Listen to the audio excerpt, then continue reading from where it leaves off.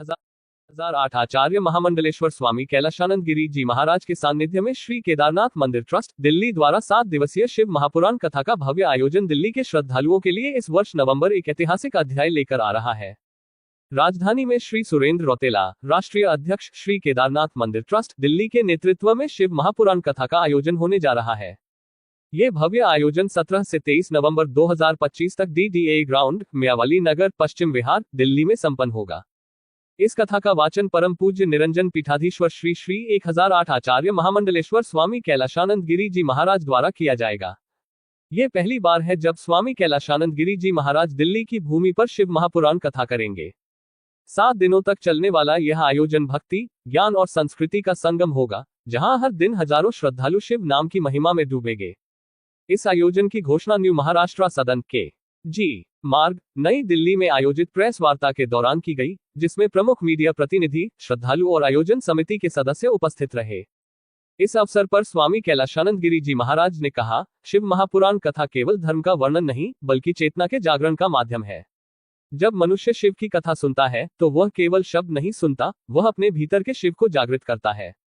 शिव पुराण वह दिव्य ज्ञान है जो पाप को भी पुण्य में और अंधकार को भी प्रकाश में बदलने की शक्ति रखता है। चर्चा करें और एक दिव्य और भक्ति में दिल्ली दिखाई दे आने वाली 16 तारीख से लेकर 23 तारीख तक, जहां पर भी हम देखें वहीं पर आशीर्वाद दिल्ली को मिले। दिल्ली हमारी, जैसा कि कहते हैं कि यहाँ पर वातावरण प्रदूषण से मुक्ति मिले, दिल्ली हमारी हरी भरी हो, दिल्ली हमारी स्वच्छ हो और दिल्ली भक्ति में हो।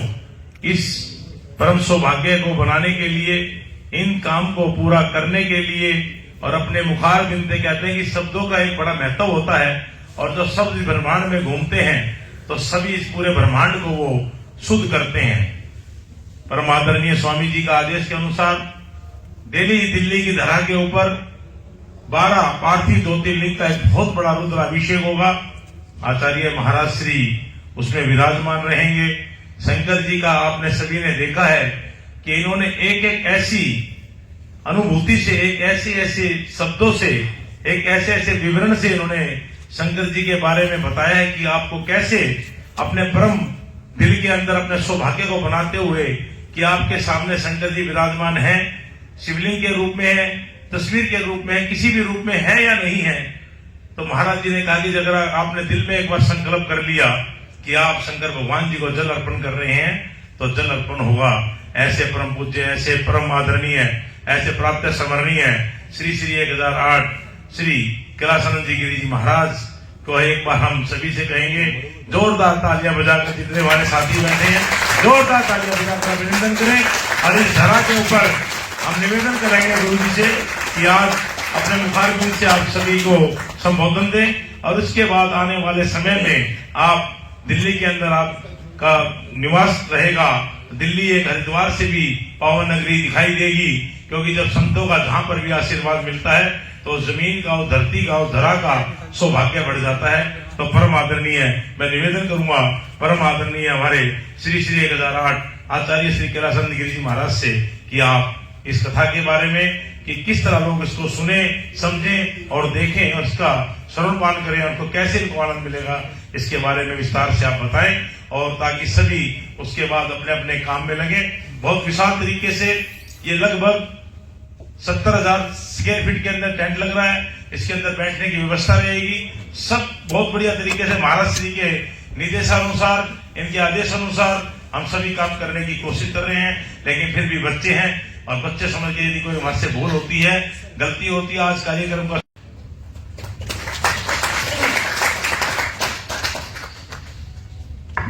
गजाननं भूतगणादिसेवितं कपित्थजम्बूफलचारुभक्षणम् उमासुतं शोकविनाशकारकं नमामि विघ्नेश्वरपादपङ्कजम् वक्रतुण्डमहाकाय कोटिसूर्यसमप्रभ निर्विघ्नं कुरु मे देव सर्वकार्येषु सर्वदा।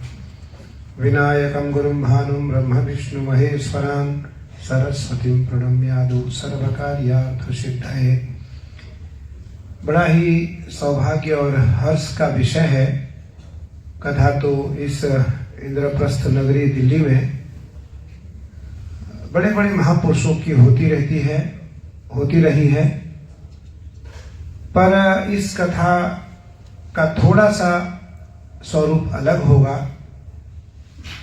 इसलिए अलग होगा कि इस कथा को शास्त्रीय परंपरा के अनुसार, वैदिक परंपरा के अनुसार, शास्त्र की परंपरा के अनुसार की जाएगी। इस कथा में किसी प्रकार का कोई बाह्य आडंबर नहीं होगा।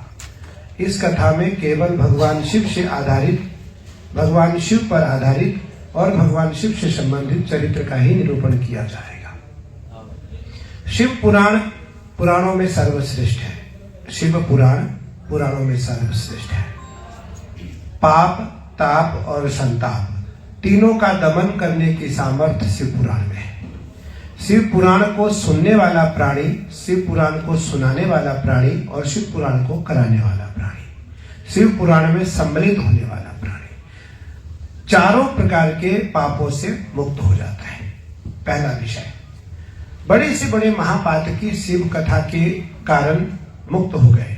बहुत प्रमाण है शिव पुराण में, बहुत प्रमाण है। काशी वास निवासी च काल भैरव पूजनम कोटि कन्या महादानम एक बिल्वम शिवार्पण। कहा गया है कि एक बिल्वपत्र भगवान शिव को यदि कोई मन से श्रद्धा से अर्पित करता है तो 1 करोड़ कन्यादान का उसे फल प्राप्त होता है। त्रिदलम त्रिगुणाकारम त्रिनेत्रम च त्रयायुधम त्रिजन्म पाप संहारम एक बिल्वम शिवार्पणम। दर्शनम बिल्वपत्रस्य स्पर्शनम पापनाशनम अघोर पाप संहारम एक बिल्वम शिवार्पणम। अगर कोई नहीं चढ़ा सकता है तो चढ़े हुए बिलपत्र को देख ले, छू ले या उसको मन से स्पर्श कर ले तो कोटि कन्या, करोड़ कन्या के साथ साथ 3 जन्मों के पापों से वो मुक्ति पा जाता है। मैं बधाई देना चाहूंगा नरेश अरन जी को, मैं बधाई देना चाहूंगा सुरेंद्र रुतेला जी को, मैं बधाई देना चाहूंगा राम दर्शन जी को और इनकी पूरी टीम को। इन्होंने शिव कथा शिव भक्त के मुखारविंद से सुनने का निर्णय लिया।